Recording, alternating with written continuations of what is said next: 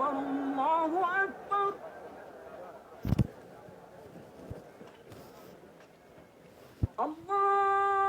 الله أكبر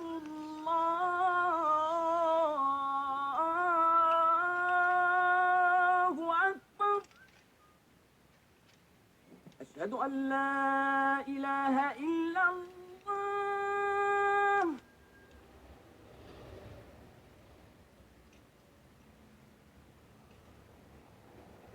أشهد أن لا إله إلا الله.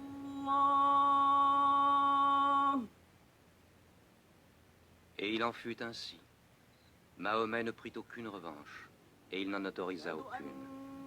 Il déclara la Mecque territoire sacré.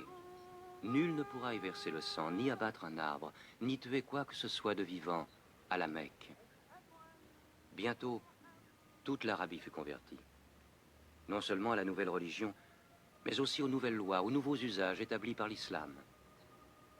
Le prophète avait vécu le temps d'accomplir son œuvre. Mais un jour, il commença à ressentir les prémices de la mort.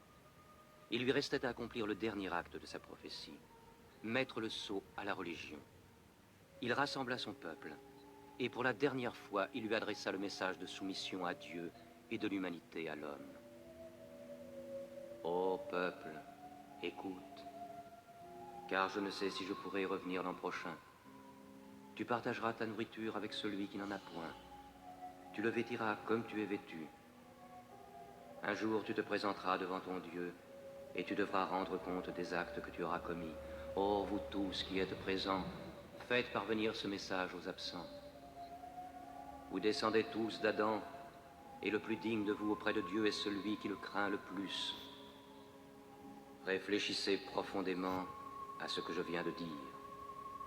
Que toutes vos querelles soient abolies. Tous les musulmans sont frères. Entre musulmans, il ne doit exister ni race, ni tribu. Les biens d'un frère sont inviolables, sauf de son bon gré. Ne sois ni oppresseur, ni opprimé. Ô peuple, je ne suis qu'un homme. L'ange de la mort m'apparaîtra sans doute bientôt, et la mort m'étreindra. Mais j'ai laissé auprès de vous le livre de Dieu, le Coran, et la conduite de son prophète. Alors il répéta la dernière révélation du Coran, qui scellait la religion. Non les paroles de Mahomet, mais la parole de Dieu. Ce jour, j'ai parachevé votre religion, j'ai terminé ma mission auprès de vous, et je vous ai choisi l'islam pour religion. Mahomet mourut dans sa 63e année, le 8 juin de l'an 632. Bon nombre de ses fidèles refusèrent de le croire. Comment un homme comme lui pourrait-il mourir? Mais Abou Bakr, le compagnon du prophète, se rendit à la mosquée. Que celui qui adorait Mahomet sache que Mahomet est mort, mais que celui qui adore Dieu sache que Dieu est vivant et qu'il ne peut pas mourir. Mahomet fut enterré près de sa mosquée, à Médine. Mais la religion qu'il prêcha trouva sa place dans le cœur des hommes. Elle s'y fortifia, elle s'y multiplia. Aujourd'hui, à la Mecque, ils viennent encore.